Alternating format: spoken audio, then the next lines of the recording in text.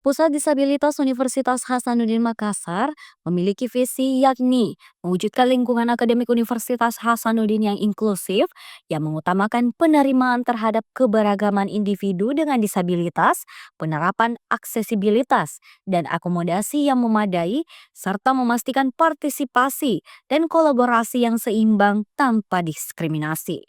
Pusat Disabilitas Unhas memainkan peran penting dalam merancang dan menerapkan kebijakan serta menyediakan fasilitas yang diperlukan untuk memastikan semua mahasiswa dapat berpartisipasi sepenuhnya dalam kegiatan akademik maupun non-akademik.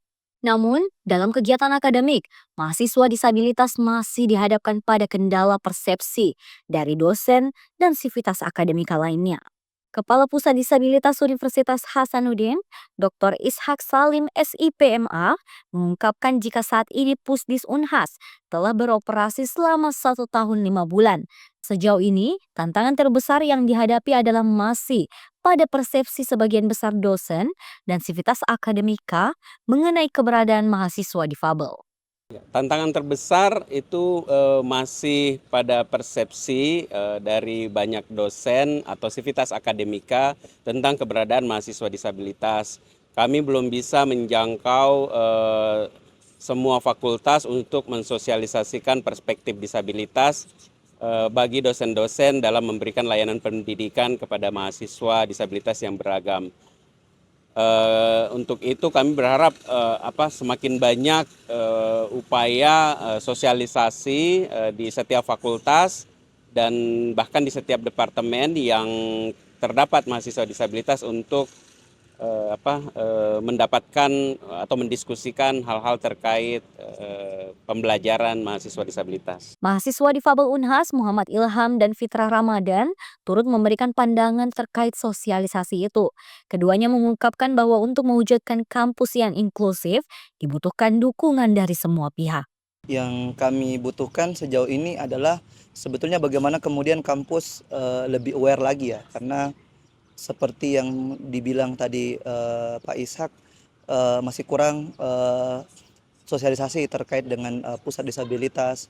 Kemudian juga beberapa fakultas ataupun beberapa mahasiswa juga masih minim informasi terkait dengan Pusdisna. Itulah yang kemudian dicoba dilakukan selama kurang lebih setahun terakhir. Saya angkatan pertama yang lulus di jalur afirmasi disabilitas, dan selama kurang lebih 1 tahun terakhir mengkampanye atau memberikan kampanye positif tentang bagaimana isu disabilitas, bagaimana kemudian kita melihat disabilitas. Jadi yang dibutuhkan untuk mahasiswa difabel itu sebenarnya ada banyak, tapi kita seperti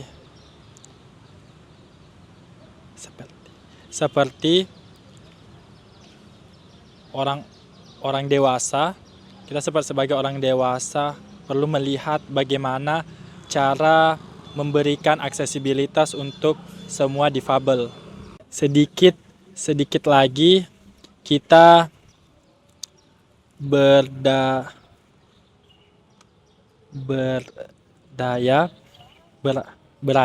di tempat untuk mengkampanyekan,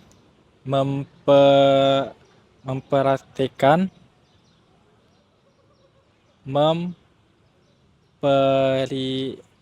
memperingati Hari Disabilitas Internasional. Jadi yang dibutuhkan itu harus banyak. Bagaimana kita harus tahu, bukan mengacuhkan, karena kalau kita berbicara tentang kepedulian